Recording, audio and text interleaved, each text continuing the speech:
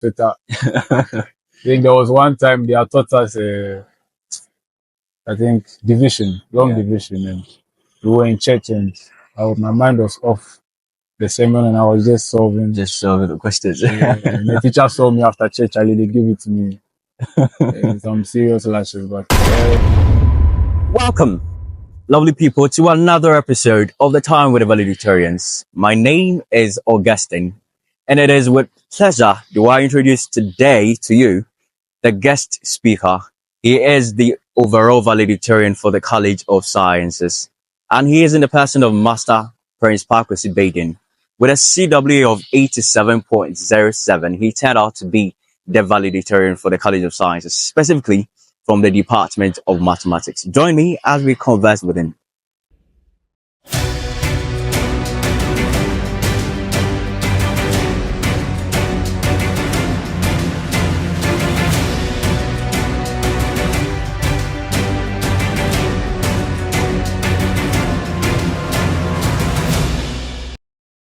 So finally, fellas, we are in the room with Master Prince Paa Kwasi Baiden, the overall valedictorian for the College of Sciences, and he's here with us to share his experiences he has garnered over the few years. So, Master Prince, you're welcome. Thank you for the opportunity. It is an honor to have you finally here with us. We have been in pursuit of you to have you share with us what life has been for you. And finally, we have laid hands on him today.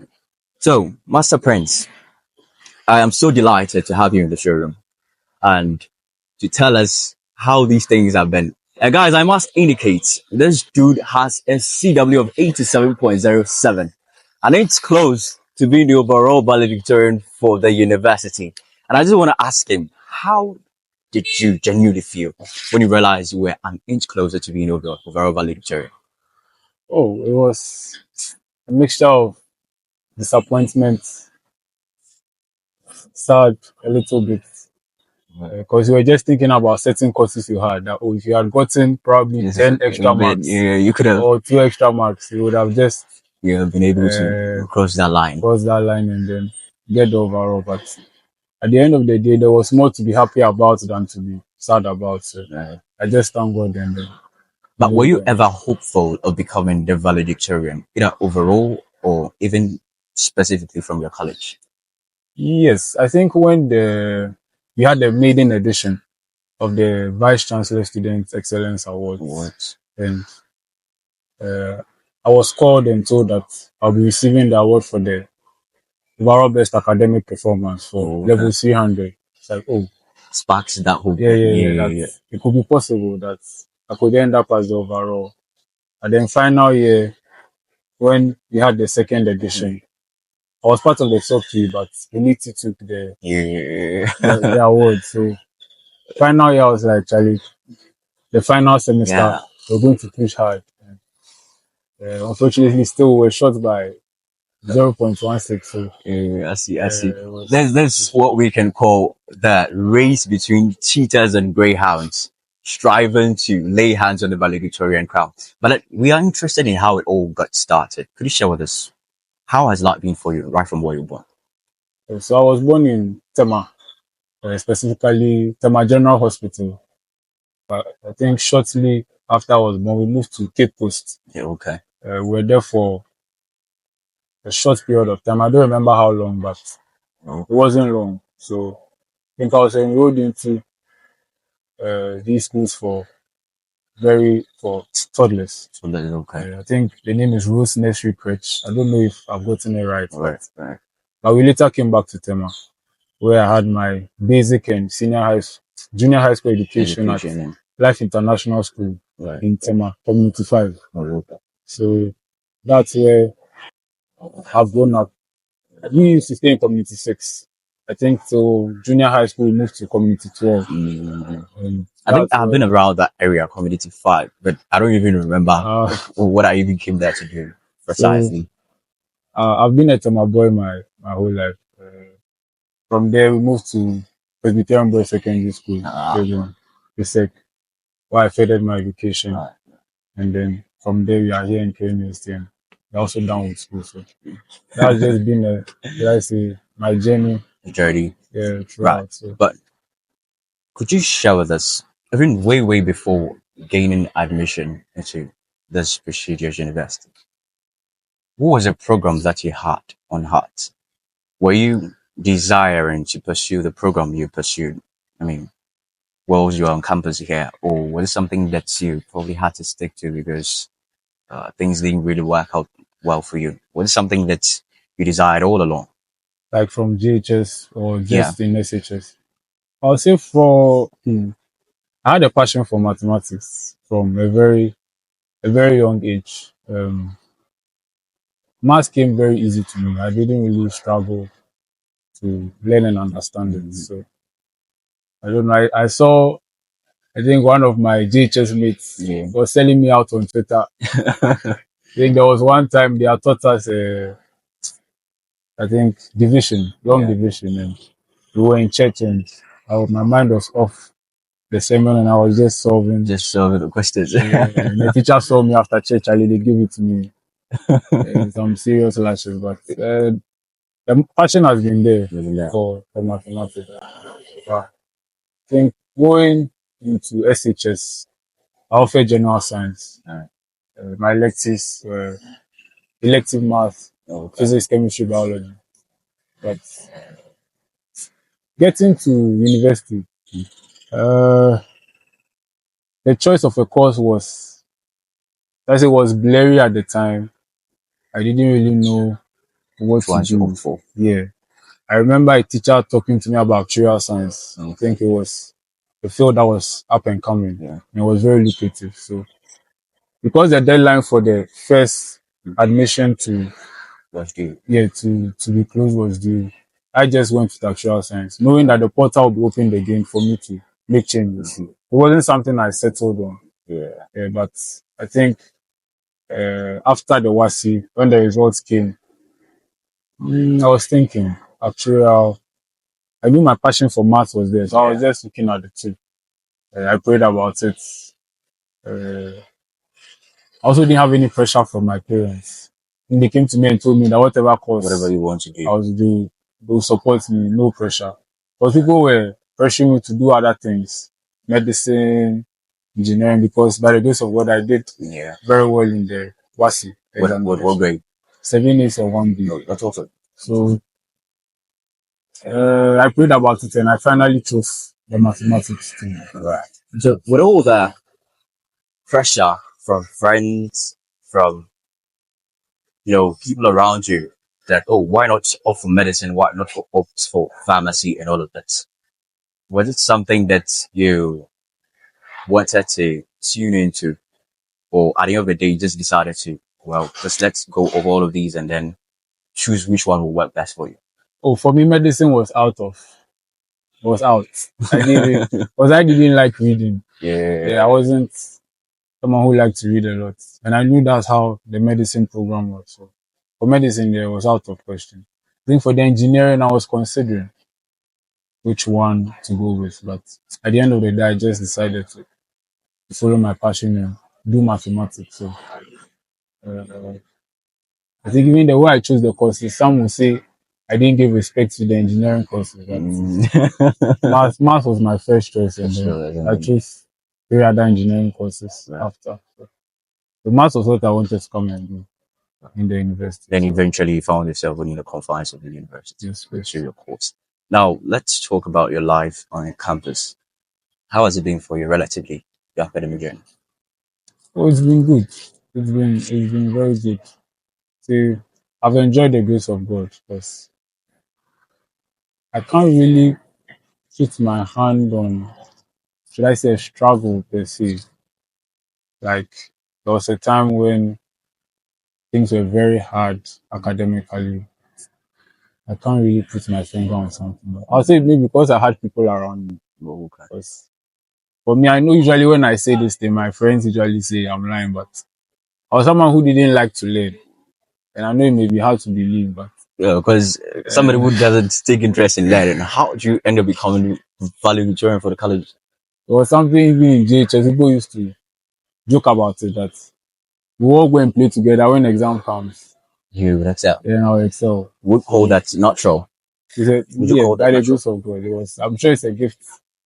It's a gift God gave me. So, uh, hmm.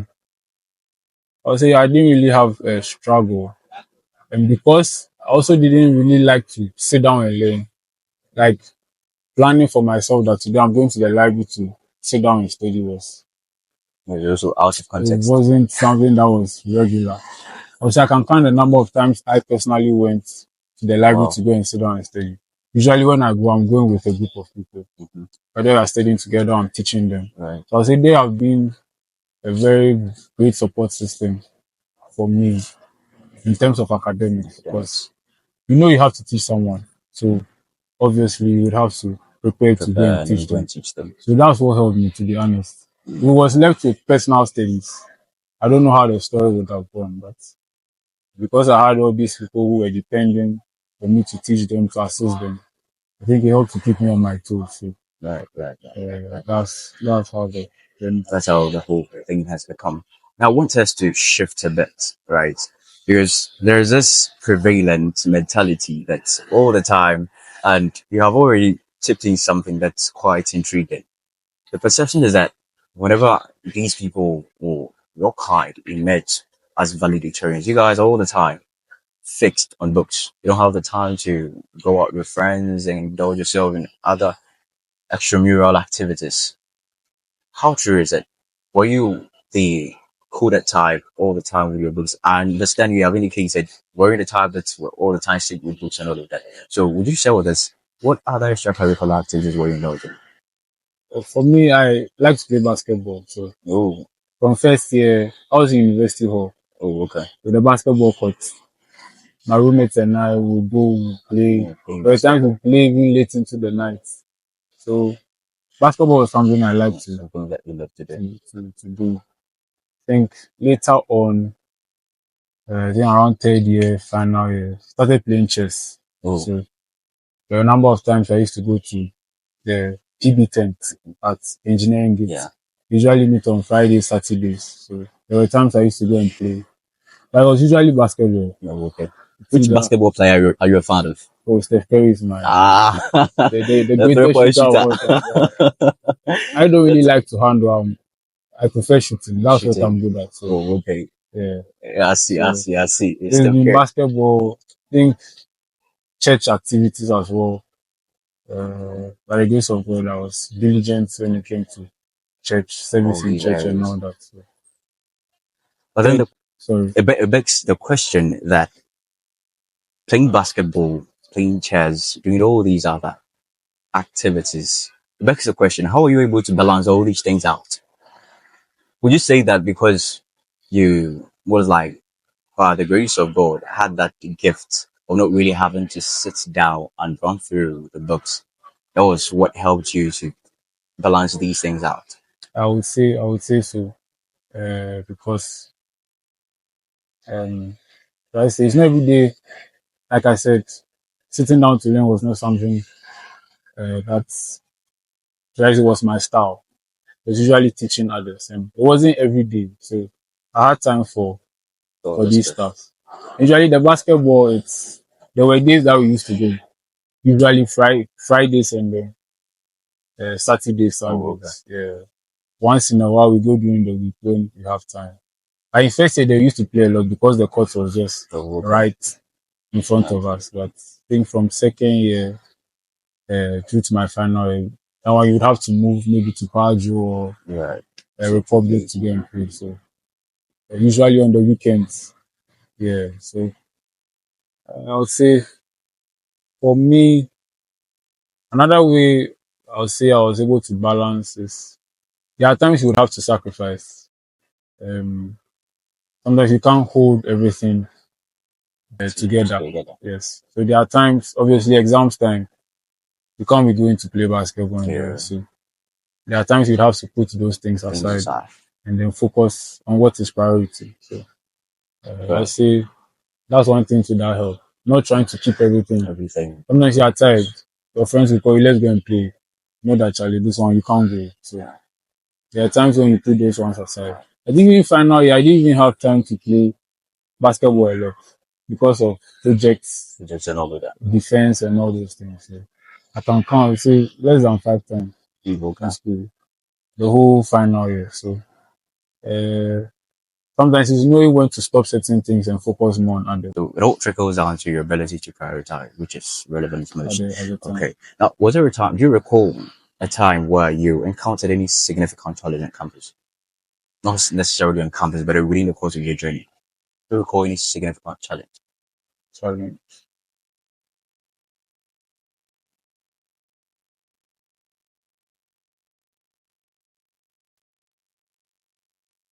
If so maybe I would Just say recall first year, a very good friend of mine, he passed away. So I made mention of him in the speech. He's called Larry. Larry Thompson. He was my so rest in peace. next door roommate in Presec. We all came to university. I didn't even know he was doing math. Coming to the university, I thought I would be the only person from Presec coming to read mathematics because the second is obviously engineering, health, and those areas. So I was surprised when I met him in the class. So we were already good friends back. So our friendship continued. Unfortunately, he passed. So I think maybe that one would have been a challenge, but by the grace of God, I was able had to, on your emotions to get over it. I don't know. It's something that I've seen. Like what helps me to not dwell on the past too much. When things that are out of your control happen, I quickly learn to move on. I don't know. Sometimes I think it's bad because maybe it may feels like you're project you like you are indifferent about things. But for me, I don't know. I've just found a way to like move on quickly. Stuff. Yes. Not like I forget, but I don't let it have a toll on me. Okay. So I think in my third year too, I also lost my dad. So I'm sorry about that. Thank you. And that one was just before I went home. Then when I got home and he passed the next day, because I was at home for the span of those 2 weeks, I was able to deal with it before resuming the following semester. So I'd say by far they might have been the two significant challenges. Passing away of two loved ones.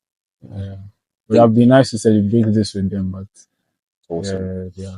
I believe wherever they are really proud of all the are. achievements you have attained within the course. And I think it's very important because we live in an age and day where dealing with our emotions is also very paramount. And sharing with us how you're able to deal with it is also very cool. But then have you ever encountered or had an experience with failure? With failure? Oh yeah. I think in first year, see, you all have this perception that math is always about calculation. So that was the mindset I had. I think in first year we had this course, Calculus 1. From what the lecturer taught in class, I went to learn calculation, how to do. We go to the exam hall, it was definitions that were in front of us. Define this, define. I was like, whenever in mathematics are you asked to explain concepts? So that was like the first shock, and that makes sense. It didn't go because I saw the definition in the slides, but what's the point of learning for exam? This calculation and things you are going to do. So I think there was also another course, vectors and mechanics. The mid-sem 2 didn't go well. It was very tough. I think there was another course, math method.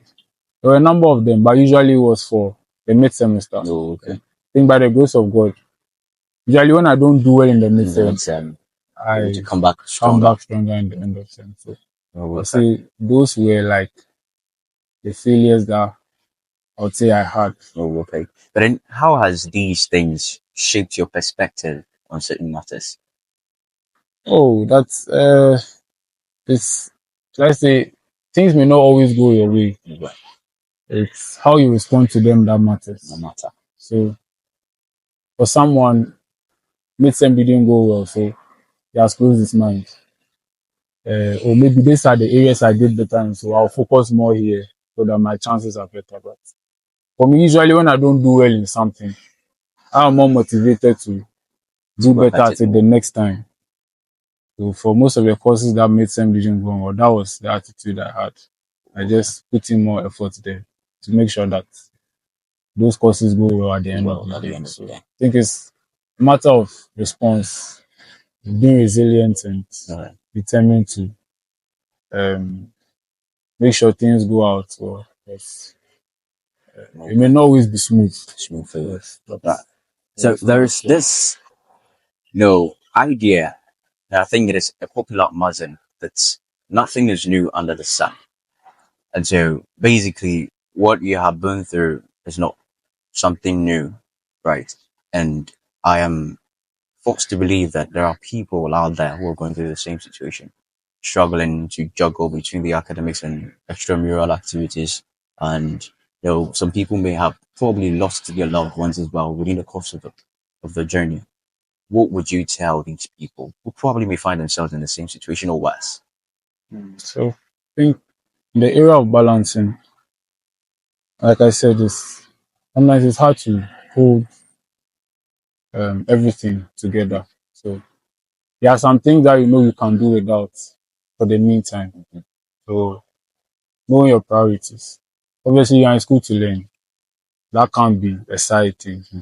So I'm also a Christian. I believe that I know you're in school to learn, but it's also an opportunity to grow in your fellowship with Jesus. So for those two there, you can't compromise on them.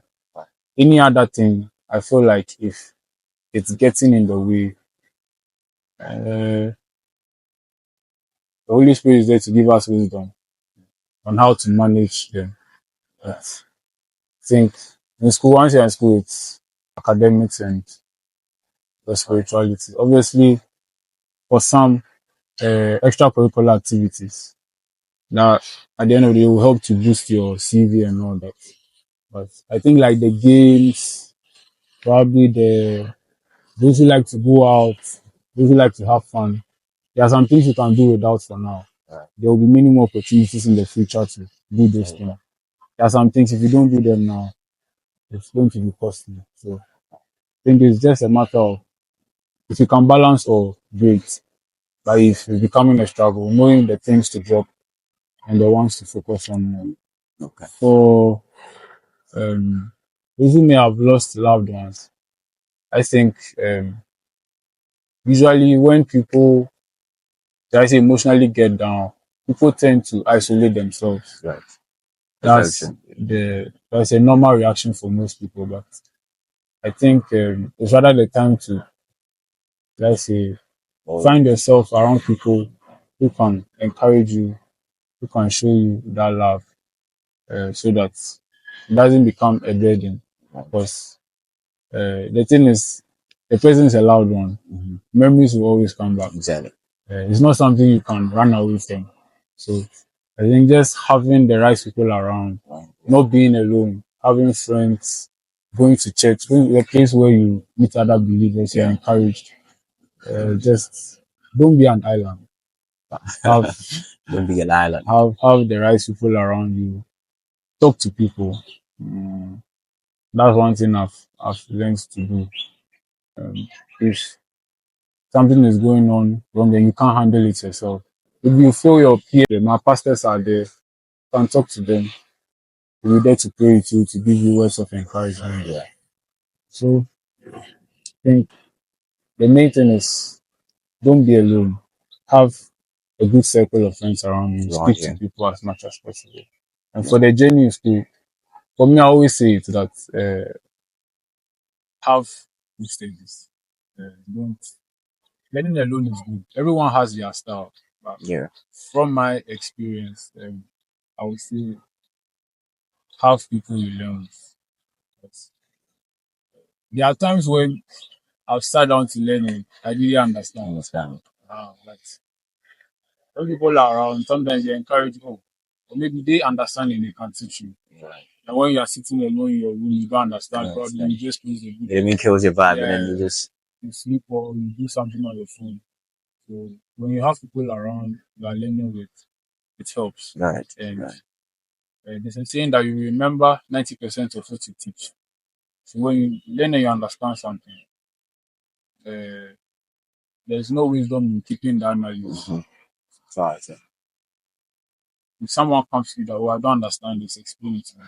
If you understand it, just go ahead. Yeah, then But no one might come to you.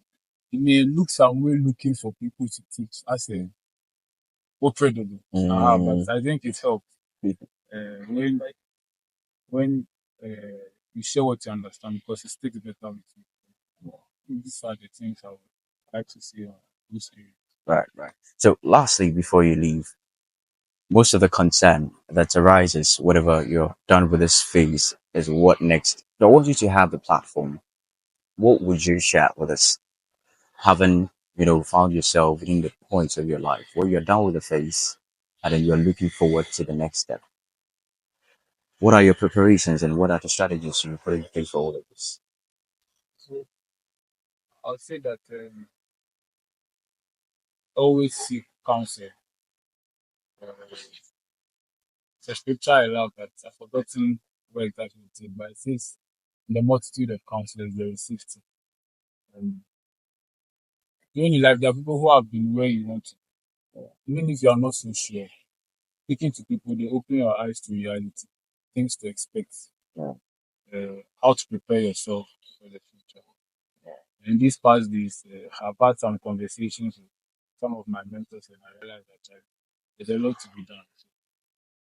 Just having mentors around, counselors you can speak to, they help to guide your path. There's no need stressing yourself to do it all alone. And finally, and most importantly, always seeking God's will on an issue. You pray and then you ask God to direct you. It may not always come like a thundering voice, hey, my son, do this or do that. Yeah, but in subtle ways, you'll be able to tell that this is where God is leading you. That's in serious voice. And when you have counselors around who also enforce God's will, I feel for those who are in this stage, when they're not so sure, even if you are sure of what you want to do, it's still best to seek counsel. Because you may know where you want to go, but you may not know how to get there. It's counselors that may show you the way, certain technicalities and all that. So always seek God's will for your life and speak to people who are ahead of you. Let mentors counsel you. Thank you. Right. So thank you very much, Master Prince, for being here today and sharing with us these insightful things you have garnered as well.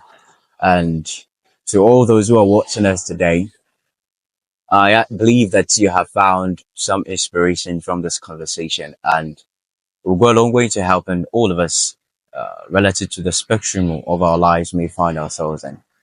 Thank you for staying tuned and watching us for this episode.